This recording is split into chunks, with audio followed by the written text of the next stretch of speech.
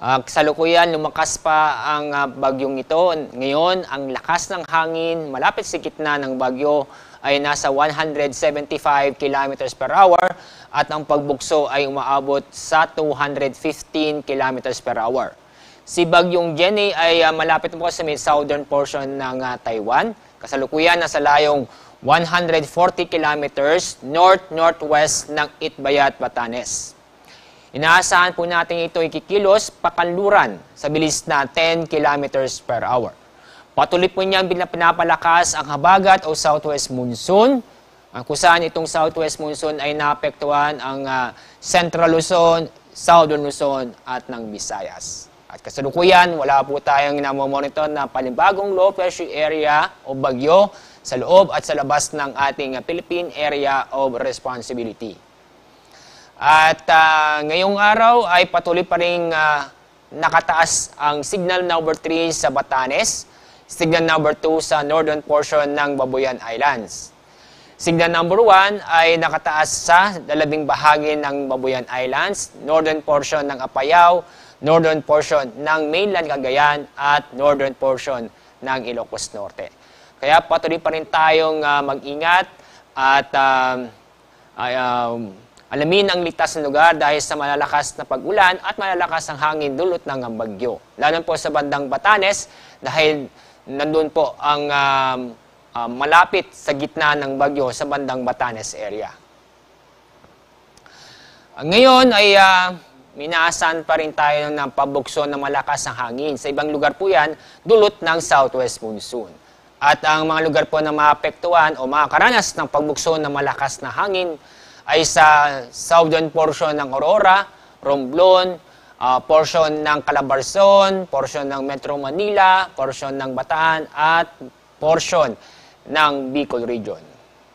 At dahil pa rin sa habagat, ngayong araw may inaasahan po tayo ng moderate to heavy rains sa Zambales, Bataan, Occidental Mindoro at sa northern portion ng Palawan, kasama ang Cuyo, Kalayaan at Calamian Islands. Bukas, may inaasahan pa rin tayong moderate to heavy rains dulot ng habagat sa Bataan at Zambales, kasama na rin ng Pangasinan. Iba pang detalye ay mababasa po nyo sa ating Pag-asa website, sa ating weather advisory number 9. Inisyo po natin kagabi, around 11 o'clock ng gabi.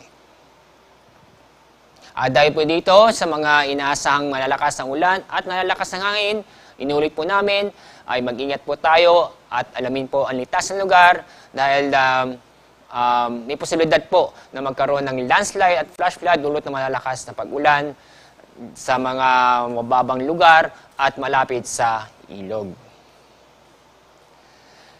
Sa ating gale warning ay patuloy pa rin makakaranas ng matataas ang alon sa seaboard ng Northern Luzon dahil sa bagyo. Ang taas ng alon, aabot po ng 10 metro. At naman lugar po na sa ilalim ng gale warning ay sa Batanes, Cagayan, kasama na rin ang Babuyan Islands, Isabela at Ilocos Norte. Kapag may gale warning, automatic pong huwag pong malaot nating mga kabayan doon dahil po delikado dahil sa matataas na alon. At sa ating forecast track ay ganun pa rin ang inaasahan po natin na pakanluran ang pagkalaw o kilos ng bagyong Jenny. At maaari po ngayong umaga ay tatama po o mag-landfall itong mata o sentro ng bagyo sa may southern portion ng Taiwan. At inaasahan po natin mamayang hapon o gabi ay lalabas na po ng ating Philippine Area of Responsibility si Bagyong Jenny.